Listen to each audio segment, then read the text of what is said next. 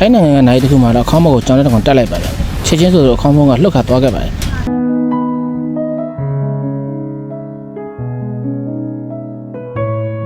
ကျွန်တော်ငယ်ကတော့လူသေးပေးဆိုအရင်ကြောက်ကြတတ်ပါတယ်ဒီလိုကြည့်ရှုသူတွေငယ်တော့လူသေးကြောက်တက်လာကျွန်တော်ငယ်ကလူကြီးတွေပြောရရှိတဲ့စကားတစ်ခုရှိပါတယ်ဒါအလွန်ကြောက်စရာကောင်းပြီးမလွတ်တင်ဘူးလို့လူကြီးတွေကလေးလေးနဲ့တားမြင်ထားပါတယ်တားမြင်ချက်ကဘာတွေလဲလူတယောက်သေးပေးဆိုအခေါင်းနဲ့ထည့်ပြီးထားရပါတယ်ဒါကိုနားမလဲပဲအခေါင်းကိုလက်နဲ့သုံးချက်ရရင်ဖုတ်ဝင်တယ်လို့ပြောကြပါတယ်ဒါတကယ်လားဒီလိုကြည့်ရှုသူတွေဖြေပေးကြပါအောင်ထိုင်းနိုင်ငံနိုင်တစ်ခုမှာတော့ညဘက်တရားနာနေတော့လူတယောက်ကခေါင်းကိုလက်နဲ့သုံးချက်ထုလိုက်ပါတယ်တရားဖုန်းကြီးတွေနဲ့နိုင်တရားနာလာကြသူတွေဝရမ်းကဖြစ်ကုန်ကြပါတယ်ဒီလိုကြည့်ရှုတွေနေဆိုရင်ပြေးမှာတယ်ကျွန်တော်ကတော့ပြေးမှာအားလုံးပဲမင်္ဂလာပါကျွန်တော်နာမည်ကိုဆိုင်ပါ COGK channel ကိုတည်ထောင်ထားတဲ့တယောက်ဖြစ်ပါတယ်နိုင်တစ်ခုဖြစ်ပြီဆိုလူတွေဖားကြောင်စောင့်ရတာလေအရှိလူကြီးတွေပြောကြတာတော့လူတွေလောင်းကိုခြေလေးချောင်းတက်တော့မကြော်ကောင်းဘူးလို့ပြောကြတယ်အထူးသဖြင့်ကြောင်နဲ့လူတွေခေါင်းမကြော်သွားရင်ချက်ချင်းမဖောက်ဝင်တယ်လို့ပြောကြပါတယ်ဒါကြောင့်စောင့်ရတာလား